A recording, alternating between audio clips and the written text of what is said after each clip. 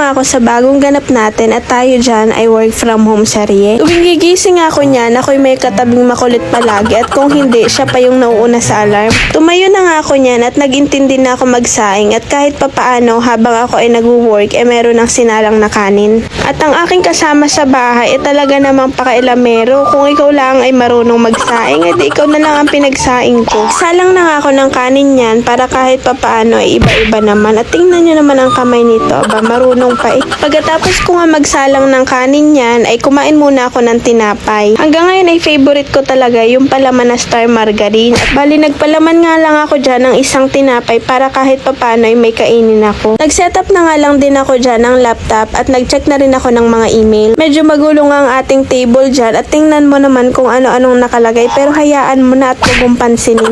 Uy, maganda nga ang panahon niyan at kahit papaano ay maganda talaga pag work from home setup ka. Pagkatapos ko nga mag-check ng emails dyan ay syempre nilinisan na rin muna natin itong liter ni Kuro. Bali nga, nilinisan ko na nga yan, pinatuyo ko na at syempre nilagyan ko na rin ng liter sand. Masarap din talaga sa feeling kapag yung liter ay okay na at malinis na. Parang katulad lang ng naubos mo na yung labahin mo sa lamugan. At pagkatapos nga niyan, syempre nilagay ko na rin sa pwesto niya. Ay ang nangyari, siya pa yung nauna sa pwesto niya, tama. Nilagay ko na nga yung liter niya sa pwesto at pagkatapos nga nun, ay chinek ko na rin at inalis ko na rin siya dyan sa may dulo. Bali nga hindi ko na masyadong pinuno yung liter sand kasi nga nabububo niya kapag hinuhukay niya. Pagkatapos nga ay nakita ko itong itsura ng sopa. Diyos ko, hindi ako mapalagay sa itsura kaya pinaltan ko na ng sapin. May excess nga pala akong kutsyon at dyan ko na nilagay mismo sa upuan na kahoy para kahit papaano hindi naman matigas. At chinek ko nga dyan, ito ang unang kong kinuha na sapin, yung kulay black. Kapag talaga ako nandito sa bahay, kung ano-ano nakikita kong makukuting-ting, kaya mas okay na rin yung work from home para kahit papaano nakikita ko kung ano yung mga kulang o kung ano yung mga kalat ko.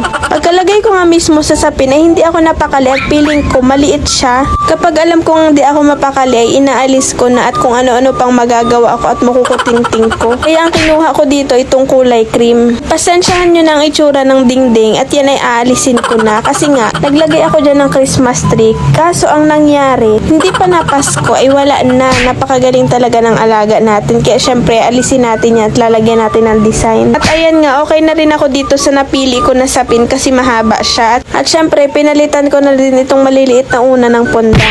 Alam niyo sa totoo lang, iba rin talaga yung marunong ka sa gawaing bahay, no? Yung naturuan ka ng magulang mo, ganyan. Kasi kahit papaano, kahit umalis ka mismo sa bahay mo, sa bahay nyo, o kaya naman ay may work ka sa ibang lugar, o medyo malayo ka sa magulang mo, iba-iba kasi marunong ka. At pagkatapos ko nga niyan, ay bumalik na rin ako sa ginagawa ko. Abay, syempre may trabaho tayo. At tingnan nyo naman itong isa. Suspect ay mukhang suspect. Huy! Prinin ko nga yan mismo yung mukha ni Kuro at naisip ko nga na skill ko dyan sa unahan ng table laptop ko. Tingnan nyo naman, di ba? Mukhang mas okay naman kapag nandyan. Uy, ganyan yan siya. Kaya papansin, kulang na lang hindi kapag trabahuhin. Paano tayo mabili ng treats nito? Ay, Diyos ko naman. Ang gusto niya talaga, kapag may inagawa ka, doon siya papansin. Kaya tingnan mo naman, umalis na lang ako doon sa pesto ko at nagbalat na lang ako ng mangga. Nakakain na nga pala ako dyan ng tanghalian at hindi ko na napakita sa sobrang gutom ko.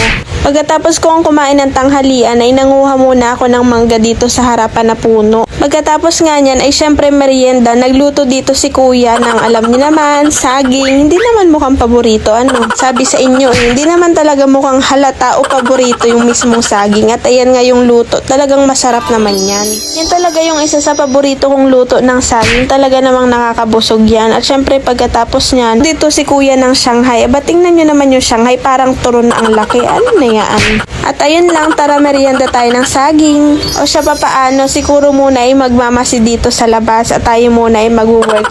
At ayun lang, maraming salamat sa panonood. Sa susunod ulit.